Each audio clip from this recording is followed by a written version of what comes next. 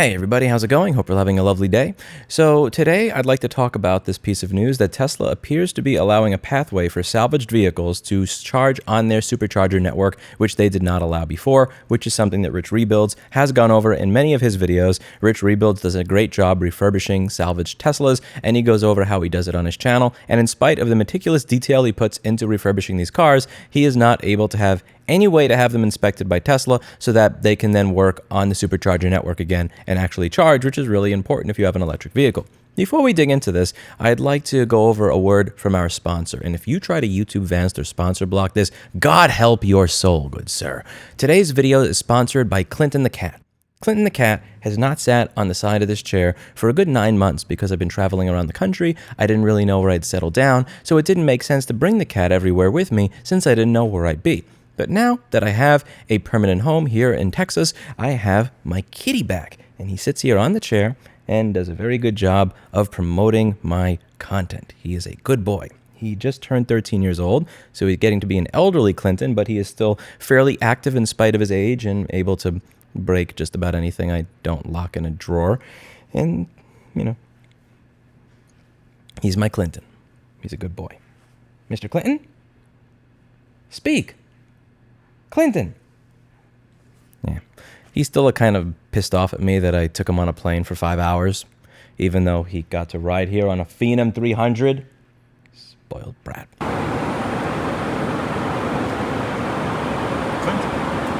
Danny, man.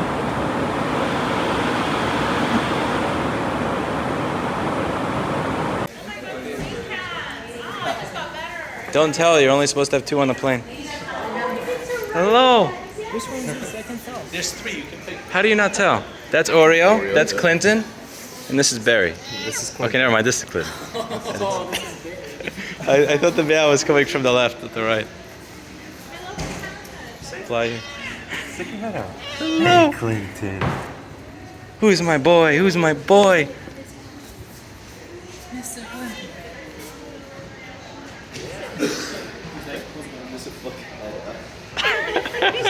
Because he's going to want to run. Yeah, I know. What's up, buddy?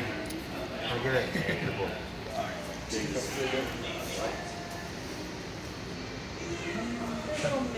Stop. Oh my god. You are so cute. He went through it, but he made it.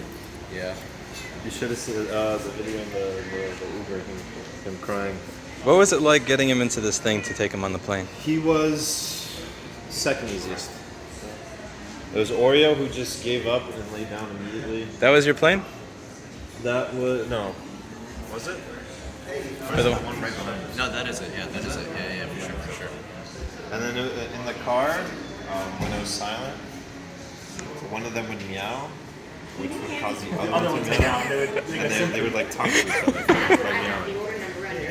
Anyway, so let's go into this article over here. So I would not be going over this at all because I can't find a copy of this document. However, I have had 2 verified Tesla employees send this to me, which leads me to believe that there is actually a chance of this happening. So what's going to be happening is Tesla is going to allow a pathway for a vehicle with a salvage title to be able to charge on their supercharger network, which is really cool because Tesla, to my knowledge, is the only electric vehicle charging network that actually cares whether or not your vehicle has a salvage title.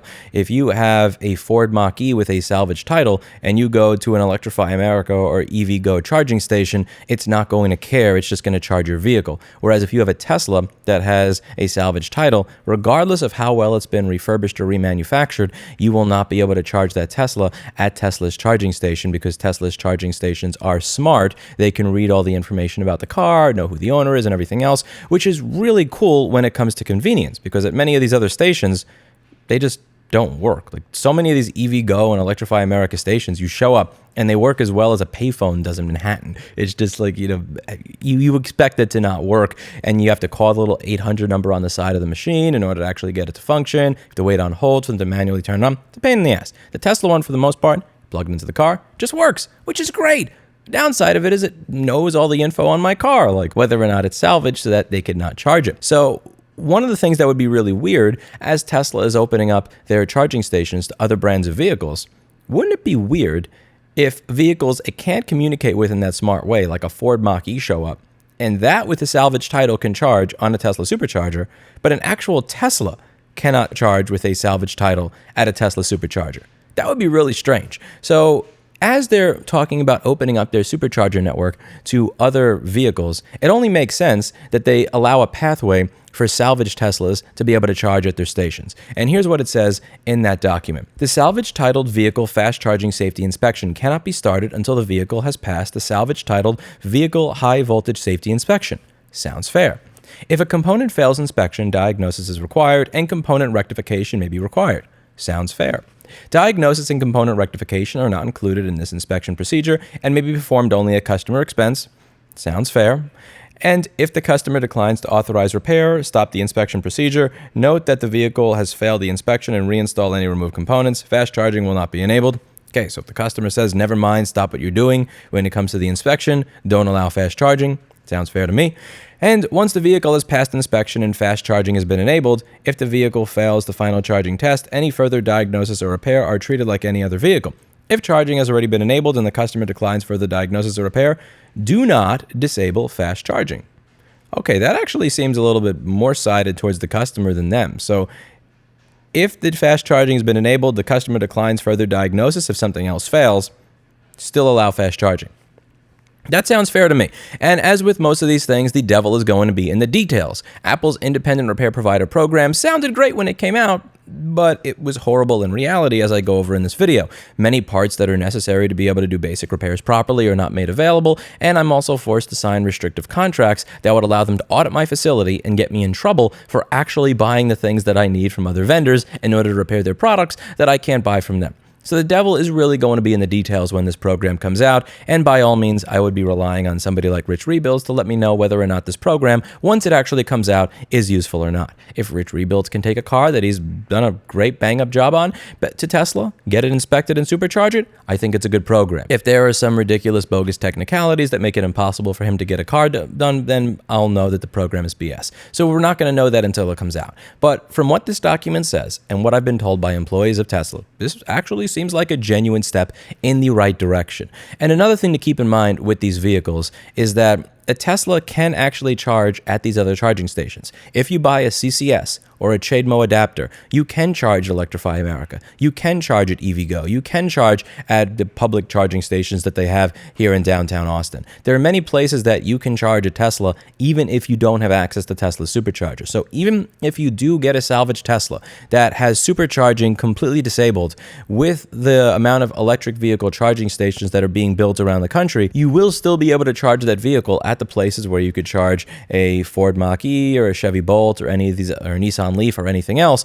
You're just not going to be able to have the Tesla charging stations in addition to the EV charging stations that you can already get all around the country. But if this program actually works, then you'll get access to all the normal EV charging stations, plus Tesla's charging stations, which tend to be faster. And again, as I mentioned earlier in the video, unlike the EVgo and Electrify America ones, actually work, which is an added benefit. So if this program is not virtue signaling bullshit, good job, Tesla. Again, I give them a lot of crap on this channel. A lot of the times I think it is rightfully deserved. However, if they do a good thing, it's also fair and reasonable that we acknowledge the good thing they're doing, or the fact that they're at least trying to go on a path to doing a good thing. If you salvage a gasoline vehicle, we allow you to be able to still go to a gas station and fill it up. And conversely, if we salvage and properly refurbish an electric vehicle, you should be allowed to go to a charging station and utilize that vehicle, so long as you didn't use a battery from Unit Pack Power in the refurbishing process. Again, I am fully aware of what happens when you have bad companies that make bad batteries that lie to you, sell you batteries. We don't want this. We don't want this. But we also don't want the pendulum to swing in the other direction, where the manufacturer is so restrictive that they get to decide what you can and cannot do with your own vehicle after somebody else has fixed it. This is a really cool step in the right direction, and I commend Tesla for doing a good thing. And so does Mr. Clinton. What do you think, boy? You know, he used to meow if I talked to him on the chair, and now he doesn't meow anymore. I think he's still pissed at me. It's been about a week. It's been a week since he landed, but I guess it's going to be a while. It's going to be a while before he forgets. He was wailing in the Uber to the plane, I hear. Steve actually did let him out a little bit. Not a lot. Like he made sure that he kind of held him there so that he wasn't going to jump out and do anything stupid. But he did open the carrier so that he could stick his head out and get nuzzles and pets. But we weren't going to let him run into the cockpit. No way in hell. That plane would have went like 20 seconds. Mr. Clinton would have went, and then the plane would have went, no. You're a good boy. He was a good Clinton. All right, that's it for today. As always, hope you learned something. See you in the next video. Bye now.